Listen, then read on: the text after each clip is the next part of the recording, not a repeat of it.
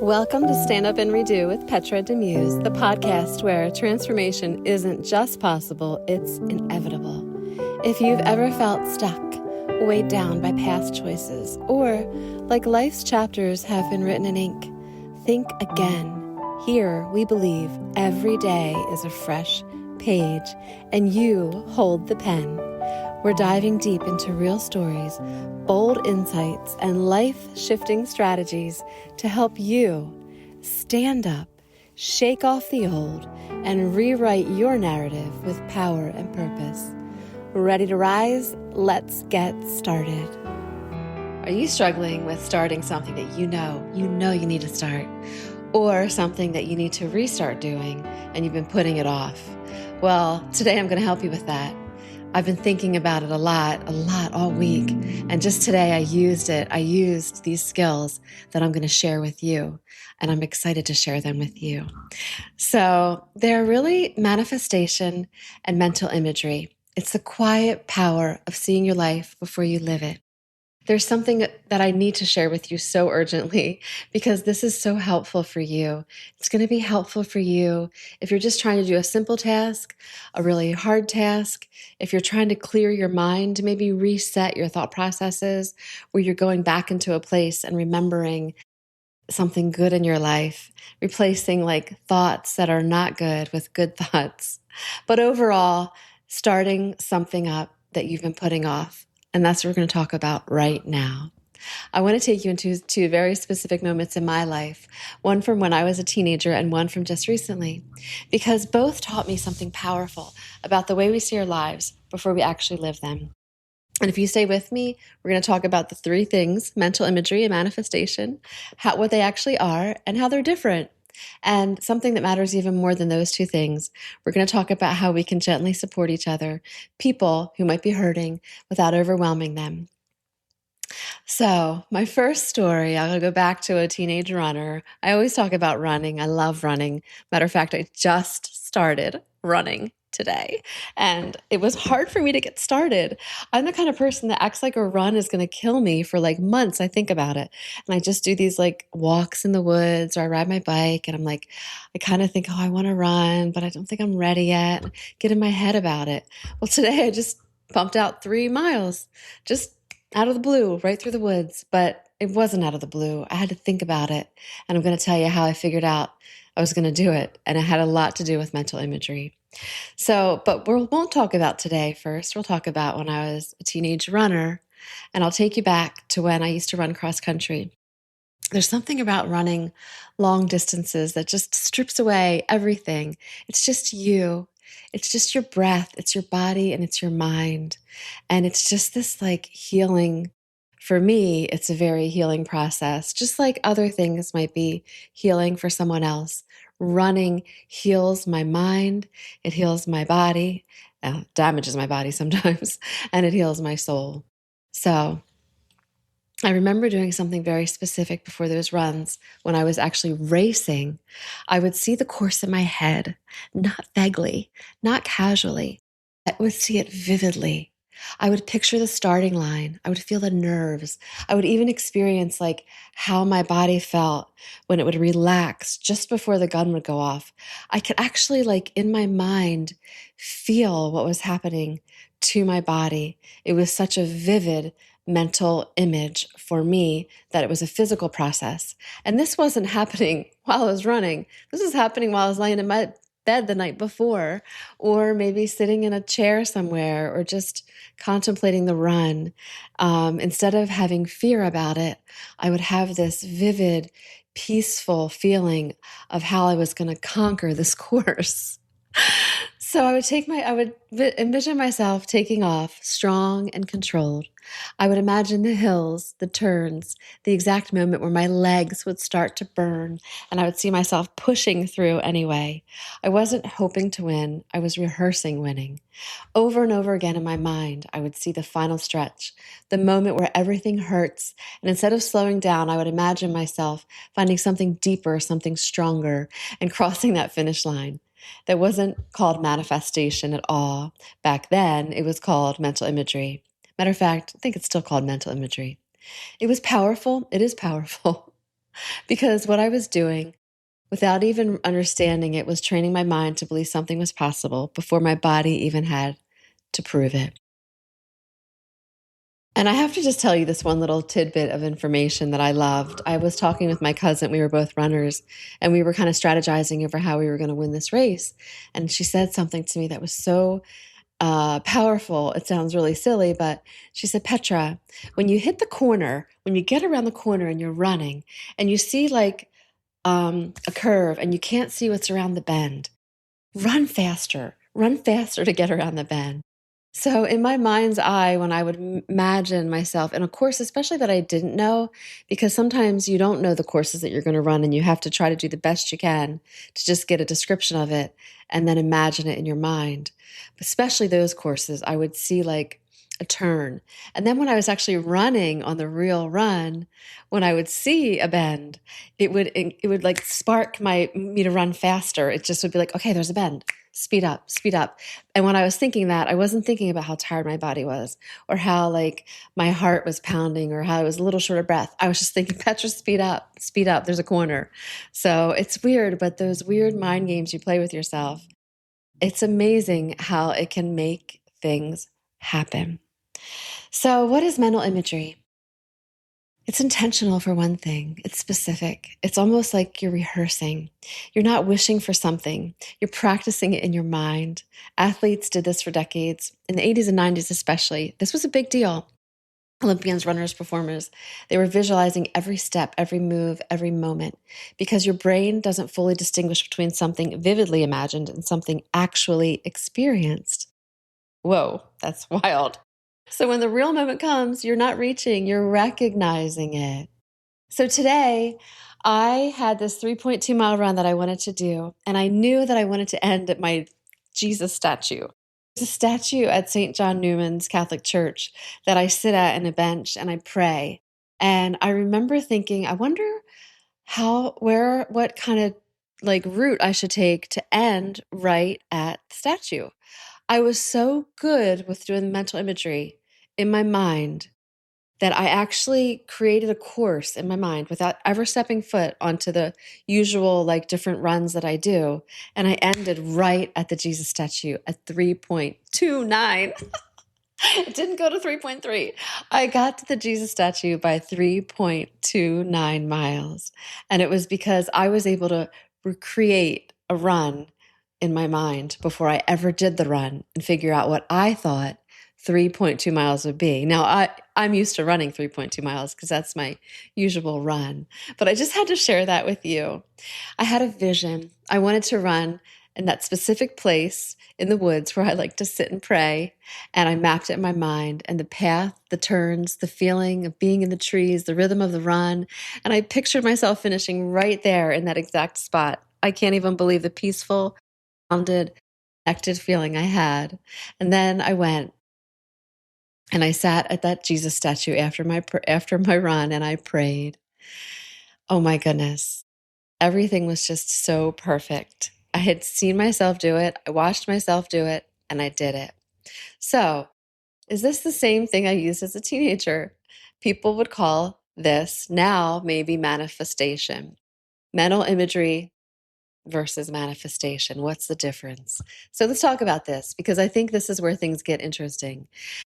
Mental imagery and manifestation are related, but they are not identical. Mental imagery is about practice.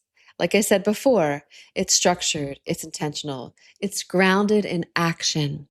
You are visualizing something that you're actively working toward. Manifestation is about today. What it's about today is broader. Manifestation includes your belief, your energy, your alignment, your mindset. It's about becoming the person who experiences the outcome, not just rehearsing the outcome itself. But mental imagery says, I'm going to see myself do this and I can perform it. Manifestation says, I'm going to align my thoughts, emotions, and beliefs so this becomes part of my reality. So one's tactical and one's holistic, right? But here's the truth. They do overlap. Both require one thing. You have to believe in something before you can fully step into it. The benefits of both are when you use mental imagery, you build confidence, you reduce fear, you prepare yourself for challenges before they even happen.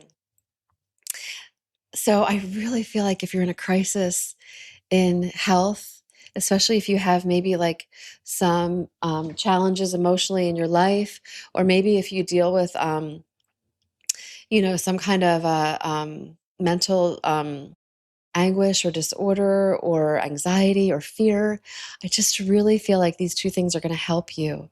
And I really challenge you to try to use them if you can. When you practice manifestation, you expand and you believe it's possible. You shift your mindset. You start noticing opportunities that you might have missed before. And when the two come together, that's where something really powerful happens. You don't just hope for something, you don't just visualize it. You start living like it's already unfolding in your life. So here's what I really wanted to tell you about, because this really matters. Not everyone is in a place where they want to hear about manifestation, and not everyone wants strategy. Not everyone needs a technique. Some people, I really have to stress this because I don't want you to feel like, oh, she's telling me this and this is what I have to do and I don't even know how to imagine. Stop. Don't feel like that. It's very easy to start pouring this into you and telling you what you need to do. Just visualize it, just manifest it, just think positive. But sometimes that's not what someone needs, and you might not need that right now. So I'm not a professional, and I'm sharing all this great information with you, and I'm hoping that some of you can retain it and use it. But I'm not a professional person. So my disclaimer is take this with a word of salt, with a word of, not assault, with a grain of salt. I don't know. I can't think of the thing I want to say. Take this with caution. Think about this carefully. Don't think that this is going to be the cure all for you, but I really do challenge you to try it. I really do. So, um, you might not need this right now, though. You might just need to be heard. You might just need to talk. You might need to be in pain. You might need to feel hurt, but this might be something that can help you. If you can't shift your mindset overnight, don't beat yourself up. But we can pause and we can listen and we can ask those people who do need help to how we can help them, instead of assuming that we can just tell them to do mental imagery. But if you can do this, please try it. So, for one person, mental imagery may not feel empowering. For another, it might feel exhausting. For one person, manifesting might feel hopeful. For another, it might feel like pressure. So, instead of giving answers, let's give you presence on what matters more than any technique ever could. So, I want to get into the science of this. This is really fun for me to talk about. Science. So I want you to, of course, think about everything I just talked about, mental imagery, and the fact that, yes, you use your mind with it. Yes, you visualize your life. And yes, you do believe in something bigger for yourself. But I also want to share with you the science part of it, which is coming down to right now. I can't wait to share this part with you. So I'm going to go through here. And I'm just getting to it. So I'm probably going to erase this part of the video, I think. Oh, what is happening to your body and to your brain when you are doing mental imagery? What's really the physiological process? What's the scientific part of what's going on inside of you? It's not mystical. It's not magical. It's pretty remarkable. So your brain runs the program without moving your body. When you vividly imagine an action, like running a course, your brain activates many of the same regions it would use if you were physically doing it. So motor cortex, that plans the movement, premotor cortex, that sequences the movement, and the cerebellum fine-tunes coordination and timing. The basal ganglia supports habit and movement patterns. So the differences are your brain sends inhibitory signals down your spinal cord so your muscles don't actually fire. So you're essentially doing a dry run of the movements. It's a neural rehearsal. The neural pathways get strengthened, neuroplasticity. Every time you mentally rehearse something, neurons that fire together wire together. Synaptic connections become stronger, called long-term potentiation. This means the pathway for that action becomes faster and more efficient. When you actually perform it, your brain says, oh, we've done this before. This is why athletes feel more prepared after visualization. It's not imagery practice, it's real neural training.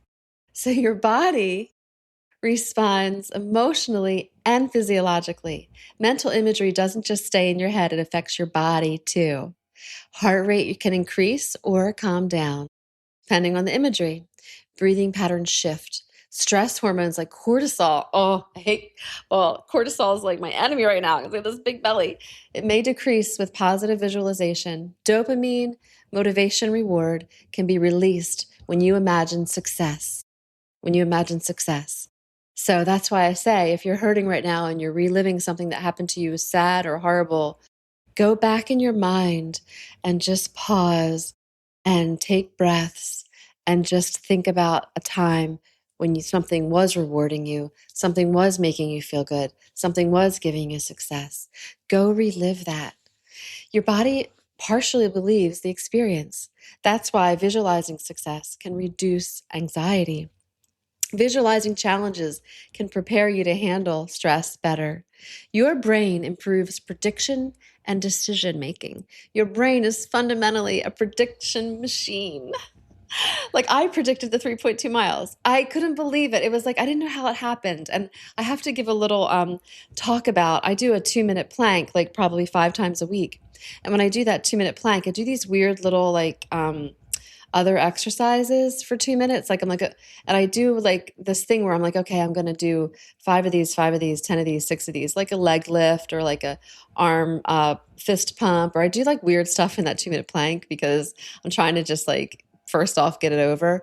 But I've learned, this is the weirdest thing, when I create like an exercise routine in my head while I'm doing the 2-minute plank to make the 2 minutes go fast, like I'll say, okay, I'm going to stretch my fingers 5 times on the right hand, 5 times on the left hand. I'm going to twist my ankle 6 times around on the right, 6 times around on the left. And I do this whole thing where I think about what I'm going to do in that 2 minutes. The very end of the last exercise, my 2-minute alarm goes off because somehow my mind and body have worked so cohesively that I can figure out exactly how long it's going to take to do these exercises. I don't know how it happens. It's like, when you wake up at 5:30 without an alarm clock every morning and you're just like, how did I do that? There's just things that you don't understand. The mind-body connection are so powerful. So basically, when you use mental imagery, you simulate future scenarios. Your brain tests responses. What will I do when this gets hard? Yeah, what am I going to do? Am I going to run faster? Am I going to work harder? Am I going to like take a deep breath? You preload decisions so you don't hesitate in real time. I missed a flight to Morocco last week. And I started to panic and I started to cry and I started to be scared and I started to panic and I did mental imagery. I actually stopped and imagined myself just standing up tall and walking to agency and not looking afraid. I imagined myself doing it because in my head I thought, okay, if you look foolish, you look afraid, you're terrified, you cry, people are going to worry about you, people are going to hone in on you, you're going to look more like a victim. I was like, all right, girl, you need to get it together. And I did like a little mental imagery of myself walking to agency. I even imagined myself, that's right, but tickle. I even imagined myself walking into the agency and sitting calmly down and talking to the person about what I needed from them and hoping that they could give it to me. It all worked out. I won't get into it, but it worked out. Maybe not exactly how I wanted it to, but it worked out. And I'm going to cough again. I'm so sorry. Oh my goodness. Okay. The prefrontal cortex is involved with planning, decision making. The hippocampus is in memory and spinal mapping. So my 3.2-mile run felt aligned because I'd already mapped it internally before doing it externally. Why it works best when paired with action? Here's where I'll gently ground this. Mental imagery does not replace physical action. Whoa. So you can't sit here and imagine a 3.2-mile run and go, oh, thank God, I just imagined that. I just burned like 400 calories. Whew, thank God, I don't have to go run really. No, it doesn't replace it. But it does improve skill acquisition. It increases your confidence. It reduces performance anxiety. It enhances focus and execution. And the strongest results come when you combine imagery, repetition, real world practice. So, as a teenager, here I was strengthening my motor pathways and emotional resilience. In my recent run, I was engaging spatial mapping and predictive processing. Different moments, some underlying biology, but the simple truth, mental imagery works because your brain activates real movement circuits. Your neurons are physically strengthening connections. Your body responds as if it's partially real. Your brain becomes better at predicting and executing. I used to teach a course, and I used to have to do the section on liver failure in the hospital that I worked at. It was a critical care course. And I loved doing the teaching about liver failure. It was really, liver is just this complex organ. It's amazing. And I used to actually do mental imagery of myself standing there and explaining each thing that the liver does, and how we have to how we would take care of a person in liver failure.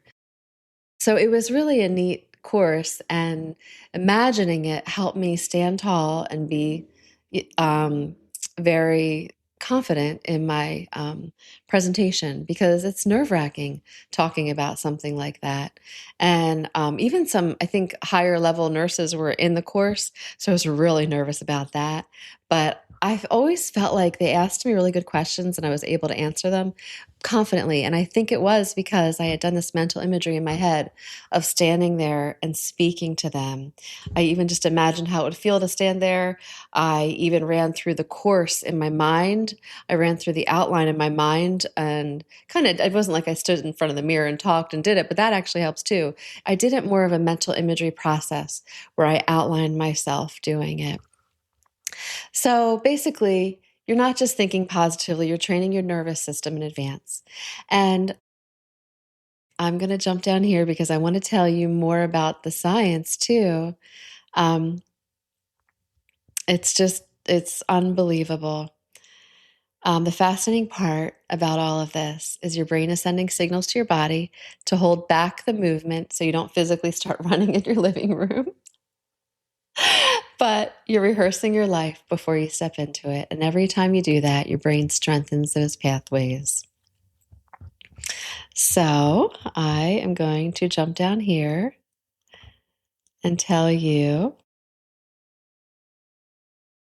Going to have to erase this part, I think, because it's a little slow.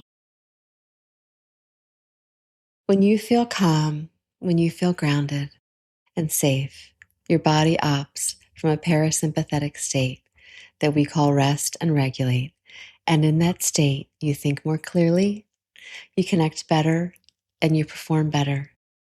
So if manifestation includes emotional alignment, what you're really doing is helping your body get into a state where it can actually function at its best.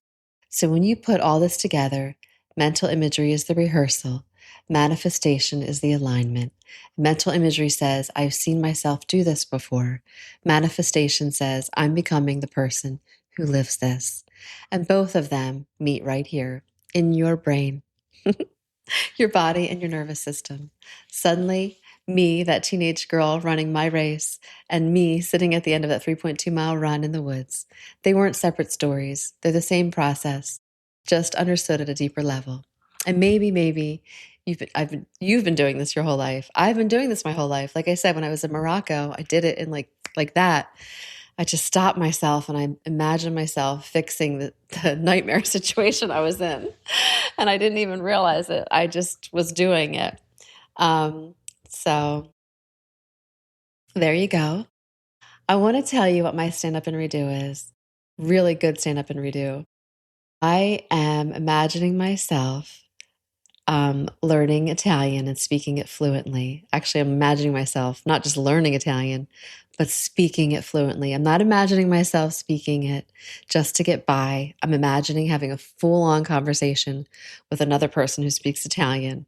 I'm imagining myself being a Christian woman, going to church, developing relationships with people, and just sharing what I know about Jesus Christ with them. I'm imagining and I'm manifesting that in my life right now. I'm imagining myself doing cold plunges because I'm going to start doing them. I've been doing cold showers, which actually it is amazing what it does. I don't know if it's doing anything to my mind, but it's amazing what it's doing to my body right now. I do feel like when I get out of that cold shower, man, it feels really good. When I get out of the hot shower, I'd be like, oh, I gotta go lay down. And my body would be so hot. But the cold shower, it's like, boom, I'm like, all right, I'm ready to go. So I'm kind of excited about finding a cold plunge community somewhere. I'm imagining myself in the month of July either completely quitting my YouTube videos and podcasts and just pulling away from it and giving myself a break because I haven't like taken off and become successful. Or I'm imagining myself having like millions of people watch my YouTube channel and it being successful and I stick with it. And both ways that I'm imagining it, I'm okay. Because if I have to stop doing this, I'm really excited about getting into learning Italian, traveling a little more, spending more time with friends. But if I keep it up and it becomes successful, I'm really excited too, because I would love to develop this into a totally different platform, more where I'm interviewing people who are downtrodden or struggling, have turned their life around. And I'm doing that not just sitting at a computer, but traveling around, meeting people. I would love to do that. So I imagine myself in all these different scenarios right now. These are my short-term mental imagery goals. And then day to day, I'm imagining myself doing that run in the woods, waking up and doing yoga, even if I have to imagine it before I do it just to get myself motivated. I'm doing that. So take it and use it. There's so many ways you can use it. Stand up and redo. How are you going to stand up and redo with mental imagery and manifestation? And if it's not for you, I understand. That's okay. But if you are going to do it, would you share in the comments with me? Would you like my YouTube channel, please? Would you subscribe to it? And would you share it? Like, subscribe, share. I don't think it's too much to ask. I ask you to do that. But I also ask you to throw some things in the comments about what you're going to do or how you're going to do it, or if this helped you, because I truly believe mental imagery and manifestation have been around a long time, I know, but I think people forget about them, and they are so crucial for you to stand up and redo. Thank you.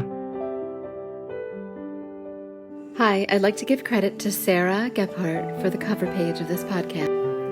This podcast is a work based on the personal experiences, reflections, and memories of the speaker. The events described are true to the best of the speaker's knowledge and recollection. Some names, locations, identifying characteristics, and timelines have been changed or altered to protect the privacy of the individuals involved. In some cases, composite characters have been created or dialogue has been reconstructed based on memory.